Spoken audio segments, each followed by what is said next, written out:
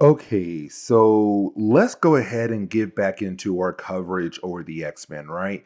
And we're going to pick up with Wolverine. Now, this storyline might be a long one. And guys, I apologize for the long video. I do know some of y'all out there really do love my longer videos, but like some of y'all like, hey, give us a quick like 5-10 minute video. And sometimes I can't do that when it comes to some of these story arcs. Like, for example, this one. Now, it all starts in Wolverine issue number 125. And at first, the main character of the storyline is not Wolverine, it's actually Jubilee.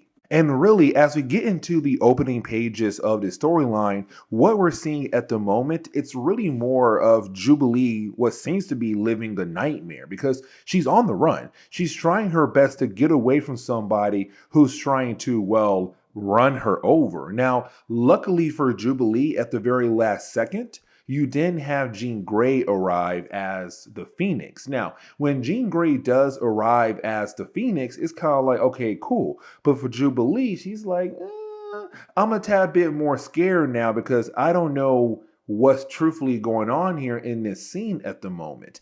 Now, the actual scene, it does switch up. And the reason why I'm saying that, because Jubilee is then transported to the time where Wolverine was tied to a cross, really more of an X. Now, this is a callback to the first time Jubilee had officially met Wolverine when the X-Men had a base in Australia because they were technically dead to the entire world and on the run. But either way, for the X-Men, while living in Australia, the Reavers came back to that town to get their base back from the X-Men, and they had tied Logan to the cross or the X. Either way, for Jubilee, it was her at that time who helped Wolverine get free. And so once again, she's able to help him, but she's kind of confused about what's exactly going on. But when she turns around, Jean Grey is there, but really more like the Phoenix. And really for Jean Grey, it's more of her trying to say like, hey, give us Wolverine and also give up as well. But for Jubilee, she's not somebody going to give up so easily.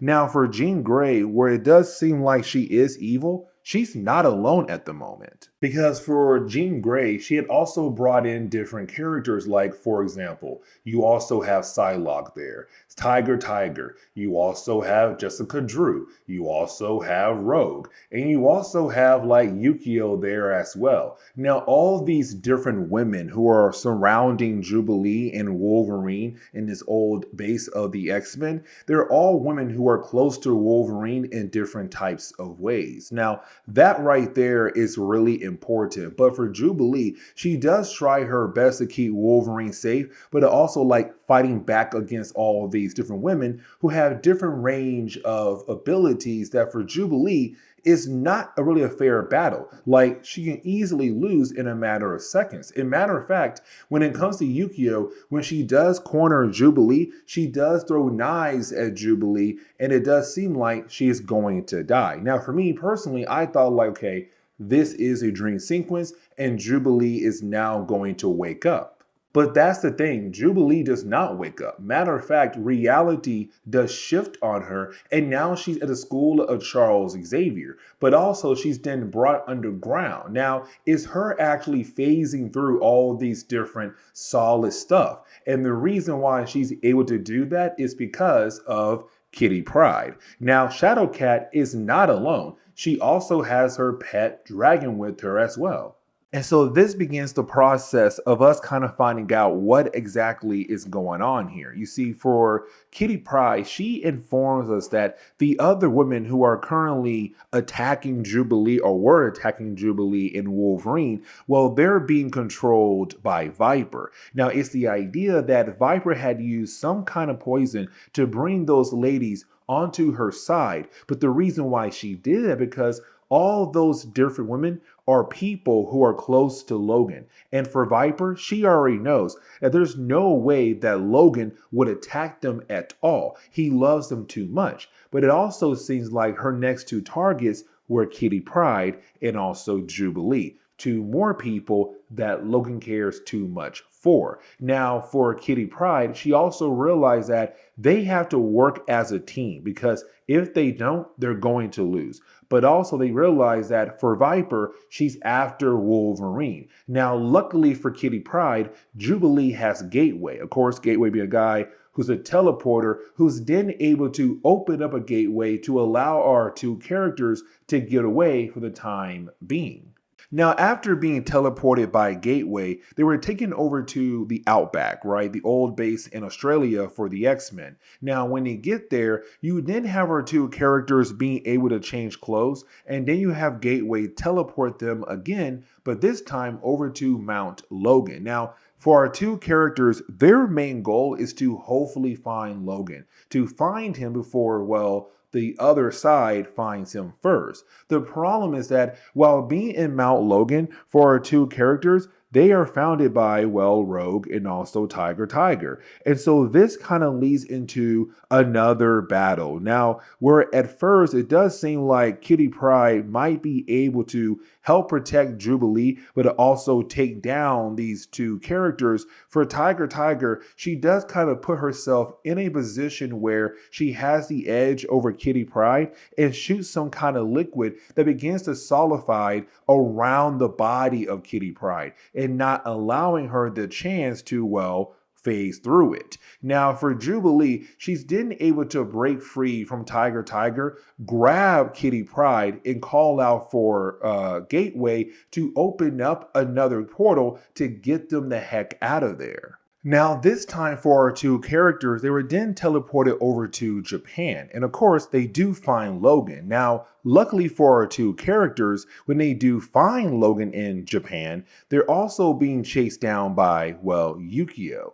And luckily for our two characters, you have Wolverine try to defend them against Yukio. The problem is that Wolverine was not able to pay attention and watch his back because you then have Psylocke being able to use her psychic dagger and dive into the mind of Wolverine. And once that happens for Logan, he begins to relive different moments about the different women he had loved in the past. Like, for example, the idea that he used to love Jean Grey. He still does, technically, but also the idea of him losing Silver Fox to Saber-tooth, but also losing Mariko as well. It's the idea that right now for Psylocke, what she's doing at the moment is trying to play mind games on Logan by using the different women that he had loved in the past. But the reason why she's trying to use this tactic on the mind of Logan, because when we do shift back over to, well, reality, we see that you have Viper informing Jean Grey to work on the mind of Logan. Now, we don't know technically why Viper is so after Logan here at the moment, but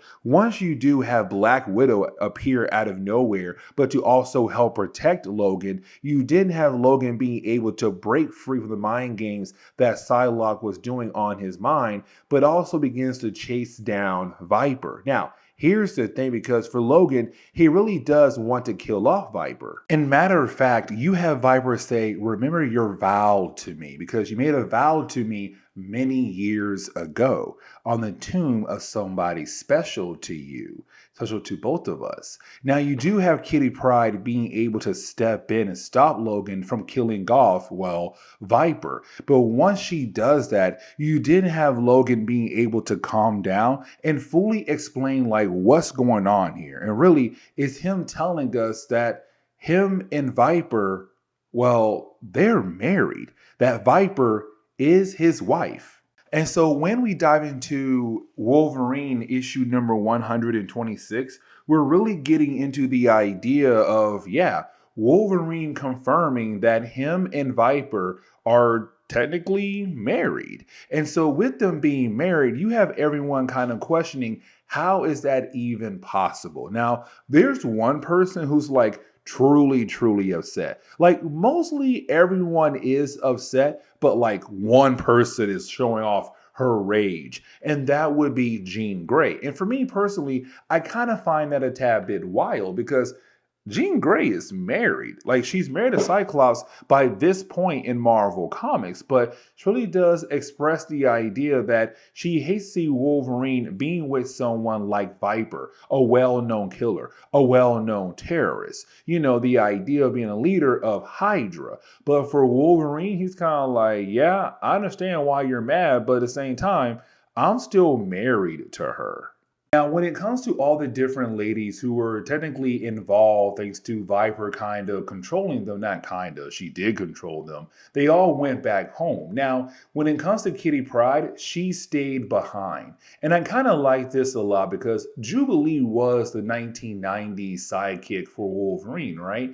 But the 80s, it was Kitty Pryde. Like for me, Wolverine is always Kitty Pryde's adoptive father, that father figure. But it's also Kitty Pryde wanting to know, like, okay, everyone left now, so can you explain how in the world are you married to Viper? And he tells us right off the bat that there was this woman, better known as Seraph. Now, when it comes to Seraph, she was the original owner of the Princess Bar. And we have seen the Princess Bar many times in Marvel Comics, especially in Wolverine comics. But anyways, when it came to Seraph, she kind of helped Wolverine in a situation that had involved Saber-tooth. And Viper was there as well. As a matter of fact, at that time for Viper, she was not part of Hydra. She was a freelancer, but she also helped out Logan. Now, when it came to Seraph, when she had died, she basically told Wolverine that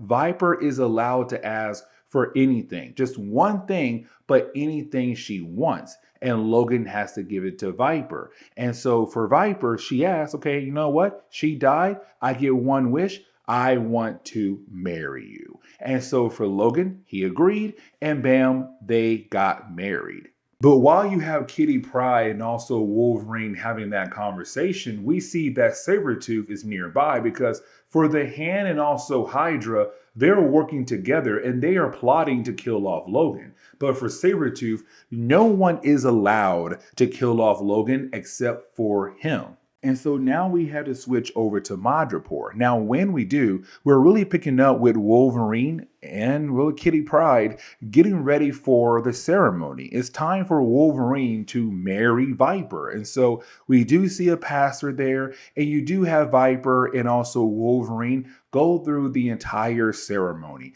And you also have Kitty Pryde there to support Logan on this crazy new adventure. Now, with all that being said, while you do have a ceremony going on, Saber-tooth arrives. Now, when he does arrive, this is him saying like, hey, let's not forget, I'm somebody who loves the idea of ruining your life.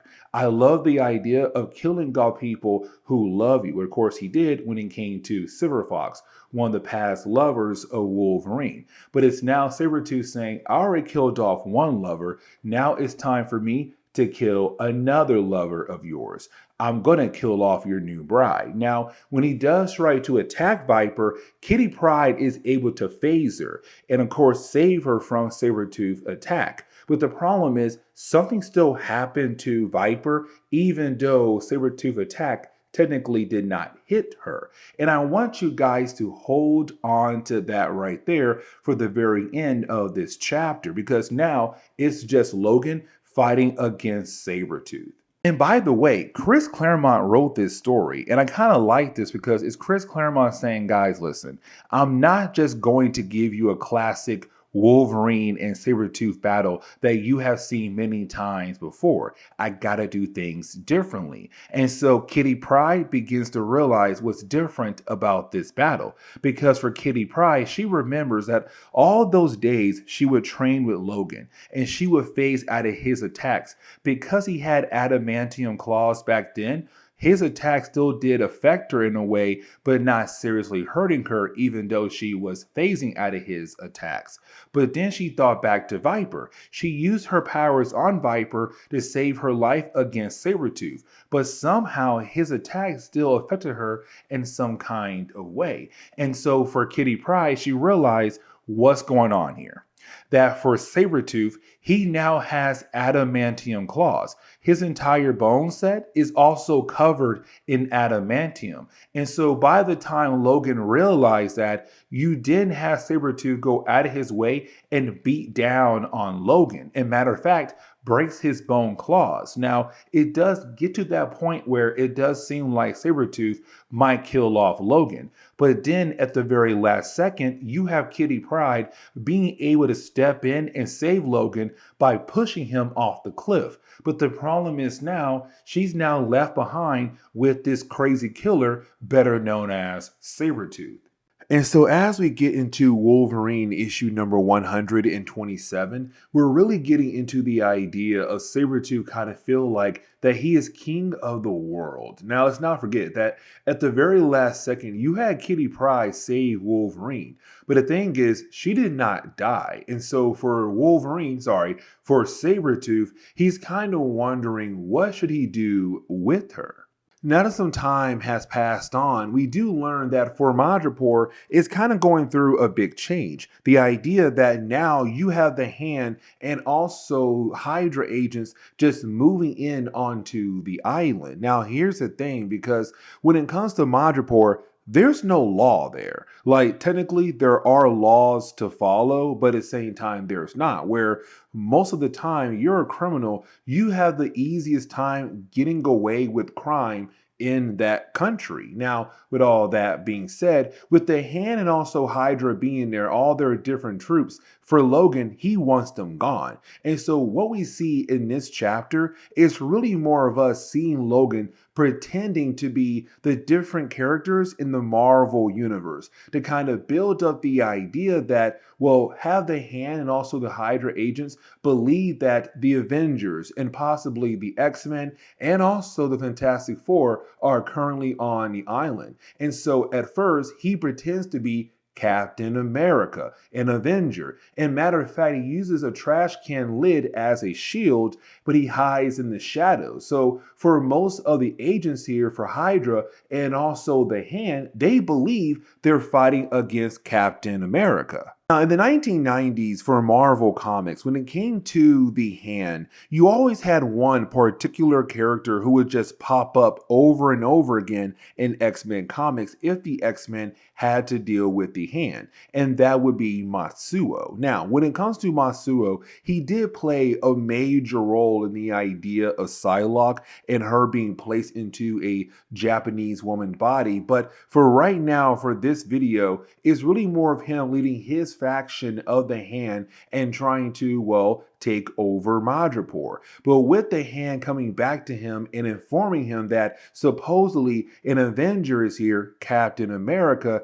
he's kind of like, this seems kind of weird. But then he gets another word that possibly Joe Fixit is here, aka the Hulk, because apparently the Hulk had just checked into a hotel. But in reality, it was Logan using computers as a way to trick the Hand into believing that Joe Fixit is on Madripoor Island as well. Now, when it comes to Wolverine, he knows that most likely he should go out of his way to help out Kitty Pryde. But he also realized that right now, saving Madripoor is more important than going after Kitty Pryde, because right now, for Hydra and the Hand, they are trying to officially take it over. And it's kind of funny to see Wolverine pretend to be these different characters as a way to scare up Hydra, but to also scare up the Hand, because he does go back out there, except this time by using different types of gadgets, he has them believing that he is the Hulk or Joe Fixit,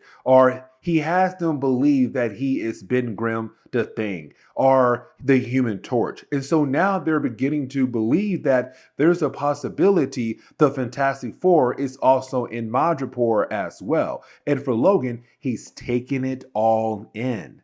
Now, we do check in on Kitty Pryde and also Saber-tooth, and we see Kitty Pryde and also Saber-tooth, well, they're working together. And really, for Saber-tooth, what he's doing right now is having Kitty Pryde use her phasing abilities to get information from local gang lords about Viper's whereabouts. And so right now, Kitty Pryde's kind of working for Saber-tooth, but it does kind of seem like at first she's not really being forced to help out Saber-tooth. It's kind of like she wants to. Now, when we do shift over to Wolverine, it's Wolverine right now meeting up with the police chief, better known as Ty. Now, when it comes to Ty, he's been around for a good while in Marvel Comics. As a matter of fact, he appeared in the very beginning of this Wolverine series, and he'll be around for a few more issues when it comes to Wolverine until he officially dies over in Wolverine Origins Annual #1. But it's really more of him saying like, listen, even though technically I am the police chief, I can't die. And even though I do want to protect the people of Madripoor, we also realize that if I die, who is going to protect them? We have to get rid of the Hand and also Hydra.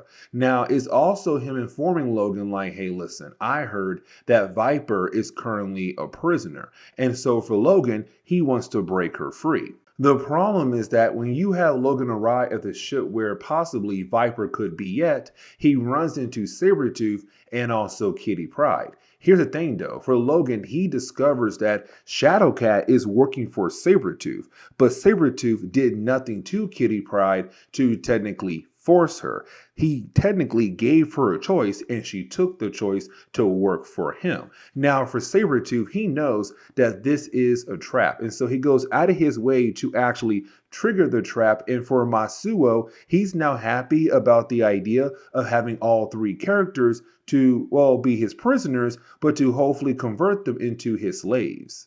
And so as we get into the final chapter of the storyline, we do pick up with Wolverine, Saber-tooth, and also Kitty Pryde now being completely surrounded by the Hand. Now here's the thing though, guys, because while being surrounded by the Hand, you basically have Masuo wanting to begin the process of turning our heroes, plus Saber-tooth, into his own personal slaves. Now, for the commander of Hydra, who's not Viper at the moment, he's kind of like, nah, dude, go ahead and kill these folks off. Like, why are you wasting your time trying to turn these folks into slaves? Listen, most likely they're going to bring us some more problems for us down the road. But for Masuo, he's not trying to listen because the idea that he finally has three people that he thinks he's worthy enough to turn into his own slaves. And so what Masuo is trying to do is take what makes up a certain character and add those things over to another character. Like, for example, Saber-tooth. As we all know, his rage is on a whole different level than most characters in like Marvel Comics. But also the idea of his bloodlust as well. We'll take those things and add it to Kitty Pryde. Well, now for Kitty Pryde, who has never killed anybody at all, when she comes out of this sorcerer's like dream they made up for her, and now having the bloodlust of Saber-tooth plus his rage, once she does kill somebody in reality, those things will continue to add deeper and deeper into her soul, but also bring her closer and closer to being controlled by the Hand. And the same thing goes for Wolverine and also Saber-tooth, who also has some things added to their souls as well. Now, here's the thing, because for the commander of Hydra, he's kind of like, I don't truly care, because honestly, I still feel like these three guys should be killed off and not try to be forced to join your ranks. Now, for Hydra, you do have some of the agents inform their commander that they have Viper. They also have Tiger and also Jessica Drew, which also kind of explains why earlier Tiger and also Jessica Drew did not appear at the wedding for Viper and Logan in the earlier chapter, because they're already captured by Hydra. But either way, right now, their main goal is to brainwash the three women and to hopefully bring them back over to their side to be controlled by the commander. Now, for for Jessica Drew and Viper, they are a part of Hydra. So getting the brain patterns to allow them the chance to actually brainwash them is more easy for them than trying to brainwash Tiger. But either way, their main goal at the moment is to bring all three over to their side. But when we switch back over to Wolverine, we see him right now in this dream sequence where he's fighting against the different members of the X-Men when he was trying to join the X-Men. So Angel, Cyclops, Marvel Girl, Storm, Colossus, Banshee, Iceman, Beast, Nightcrawler, and they're all fighting against them all at once. Here's the thing though, for Logan, he's not really trying to use his claws. And here's the reason why. Because for Kitty Pryde, she was always this innocent character. Well, take that innocent part of her and add it to Logan. Now it's holding him back and not allowing him to use his claws against the people who are trying to attack him. It's Masuo trying to add things to his soul to hopefully bring him closer and closer to joining the hand. Now, luckily for Logan, Saber-tooth is able to break him free. But while you have that going on, for Kitty Pryde, she technically does trick Masuo here. And the reason why, because he still believes that Kitty Pryde is under his control. But in reality, she's not. And matter of fact, she goes out of her way to use her phasing abilities to bring down all the tech that Hydra had brought in, but also freeing Viper as well. But when we switch back over to Logan and also Saber-tooth, you didn't learn what Saber-tooth had gained. He had gained honor in his soul thanks to Logan. And so is Logan saying, listen, if you try to run away, the honor part of me is going to eat you up. And that will allow the hand to slowly bring you over to their side. So you have to stay and fight, because if you don't, then most likely the hand is going to basically take you in. And so for Saber-tooth, he does begin to fight against Logan, but he realized that Logan is correct here. That yes, I do have Logan's honor and I need to stay, because if I try to run away, it goes against who I truly am at the moment. And really, the ending of this book is kind of wild. And the reason why I'm saying that, because how rushed it felt. Because you do have Wolverine and Saber-tooth being able to find Viper and Kitty Pryde. The problem is that when it comes to Viper and Kitty Pryde, really Viper more, she now is controlling Jessica Drew. And now trying to use Jessica Drew to help her to bring down Saber-tooth. Now, when it does come a moment where it does look like Viper might kill off Saber-tooth because one of her poisons should work on him, Kitty Pryde phases Saber-tooth, saving his life, allowing both Wolverine and Kitty Pryde to get Saber-tooth and get the heck out of there. Now here's the problem though, because now for Viper, she's now the new prince or princess of Madripoor. She's now in charge of the entire island. But on top of that as well, she put a bounty on the heads of Saber-tooth, Wolverine, and Kitty Pryde. But for our two heroes, they're now are trying to leave Madripoor. And so the book does kind of end on that note, leaving us wondering where it could possibly go. And for me personally, I don't like the story. I don't. It's not really bad. It's just I kind of feel like there are some missing pieces for this story overall that Chris Claremont could have added into it. And honestly, Chris is an amazing writer, like he is. But this one here for me wasn't really one of his best Wolverine stories. I'm not being hateful. It's just kind of like, I feel like you're missing a couple more pieces that could have been added in this story. With that being said, guys, please leave me a like down below and subscribe. But guys, see y'all next time. Later.